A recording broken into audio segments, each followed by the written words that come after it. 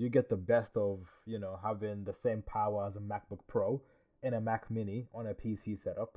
It's it's a done deal. Good good afternoon, good evening, good morning. Solid Mind here. Should you buy the cheapest Mac Mini out there? That's today's question. Quick answer is yes, you really should. The latest M2 Macs are pretty fast.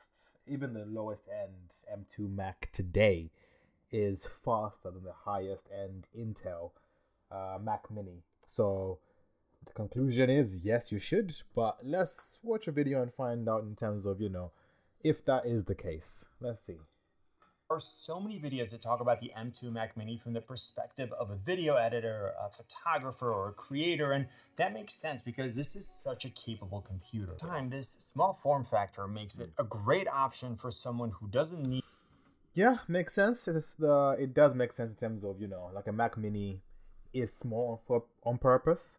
It's not really for someone who needs a bigger space. So normally a Mac Mini, I would say, is if you want an iMac, but don't really care about the screen, you can just get a Mac Mini, get a cheaper screen, and have that experience basically. And it's portable. So when traveling and going a few places, let's see. Let's continue.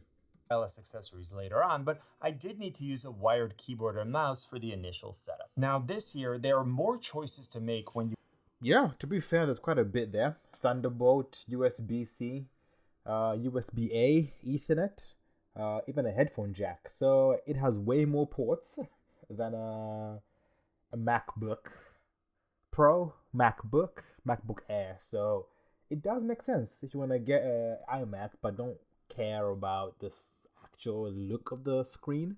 You can pick even a better screen if you wanted to than what a iMac would be, because right now they're pretty big. I know they've made some newer ones, but yeah, the M2 Mac Mini is pretty useful. You get your Mac Mini because there are actually two versions of the chip. We've got the regular M2 and then the M2 Pro. Now, for most users, the M2 is definitely the way to go, but I'll talk a little bit more about the differences in the performance section in case you're not sure which way you want to go. So the base M2 Mac Mini, the one that you can get for $599, comes with 256 gigabytes of internal storage and 8 gigabytes of unified memory. And this All right, let's go back a little bit. Comes with 250. Internal storage is 256, 8 gigs of RAM. That is bare bones basic. This is 8 gigs of M2, not 8 gig of Intel or AMD. So this is already different and will benchmark a little different compared to the Intel AMD variant of it. 256 is plenty for a Mac Mini. iCloud can cover a lot of those, the gap between 256 1 terabyte, around that space. And for a desktop, you can always add extra storage. So it's not too bad. 599. This is USD. In pound, that would be a little bit different. But for this price, you can't get a MacBook for that price. You can't. So it just depends. Do you want the snap? I guess, do you care more about Mac OS as an operating system, or do you care more about having the Mac OS system and looking like you have a MacBook because you have the laptop itself? Or maybe you can have the laptop, which is a MacBook, MacBook Pro, MacBook Air, and you can also have the Mac Mini at home. You have the best of both worlds. If you know where that's from, leave a comment down below. Let's continue. 6 gigabytes of internal storage and 8 gigabytes of unified memory. And this is where things get a little tricky. So none of the M2 Mac Minis are upgradable. So whatever configuration you're choosing now is what you're going to. That's not tricky. Most people don't really upgrade their PCs unless they're going for Windows. So let's continue. going to have forever. The M2 chip can be upgraded to 2 terabytes of storage, and if you end up needing more than that, the M2 Pro can go all the way up to 8 terabytes. But you also have the option of using an external SSD. Exactly. You can buy external SSDs for a lot less than it would cost to upgrade the internal storage. Like, you can get a 2 terabyte SSD for less than it would cost just to add 256 gigabytes through Apple. Now, you may have heard that the 256 gigabyte M2 chip comes with a slower SSD than so the SSD side, you can get an SSD for like £100, which is not a lot really, compared to the price of upgrading. So if you're gonna get an M2 Mac, and I would recommend get the cheapest bare bones Mac Mini, add a massive 1 terabyte SSD, and keep it under the desk somewhere, connect to a monitor. Bob's your uncle. You get the best of having the same power as a MacBook Pro and a Mac Mini on a PC setup. It's a done deal. Simple done deal. Let's continue.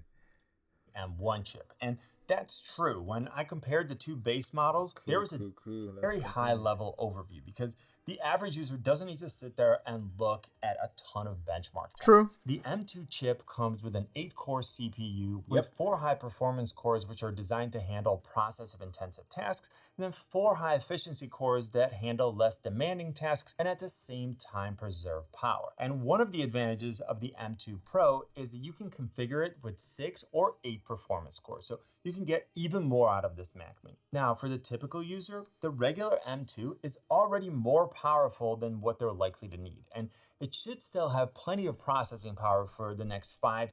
Yeah, to be fair, this has the power of a MacBook Pro anyway, so I guess it depends what you're looking for. If money is a pain point and you still want the Mac OS as a system, just get a M2 Mac. Simple as that. Get it. To be fair, I have been personally contemplating getting a Mac Mini. I'm a PC user. I have a desktop here. I wish I could show you my setup. I'll describe it to you. I got 2 monitors here, a ring light, this beautiful mic, my camera, and a lot of little, bits here and there. And it's like, sometimes I kind of fancy using Mac OS, because I used to use Mac OS in the past, and I found that Windows gave me a bit more features that I wanted, and maybe I've changed, or the things I want has changed. So a Mac Mini might be a good thing for you if you don't want to commit to a laptop. Because for me, I'm not gonna lie, if I get a MacBook Pro, I don't go anywhere enough to use my MacBook Pro. At work, I got my work laptop. At home, I got my PC. If I'm traveling, I got my phone. So for me, a MacBook Pro is kind of like it'd be a nice to have. And if you gave me a choice between, okay, here's a MacBook Pro or a Mac Mini, the Mac Mini is half the price, I'm going to go for the Mac Mini. I'm sorry. Because for me personally, the Mac Mini has the same power as a MacBook Pro. And maybe it's not as portable, but it just makes sense. Get it. Buy it. Let's finish this video off. X Master 3 for Mac. Okay, that's fine. Yeah, you can add all those little peripherals. And the beauty of the Mac Mini is there's no dock needed. It has I think 4 Thunderbolt connections, USB-C as part of that, USB-A, Ethernet. It's just a no-brainer. So yeah, should you buy the M2 Mac? Yes. If you already have a MacBook Pro, no. But in terms of like a cheaper desktop alternative to a MacBook or a MacBook Air, MacBook Pro, yeah, the M2, even the M1 alone is worth it. But get it, buy it. But what do you think? Should you buy it? But anyway, what do you guys think? Leave a comment down below.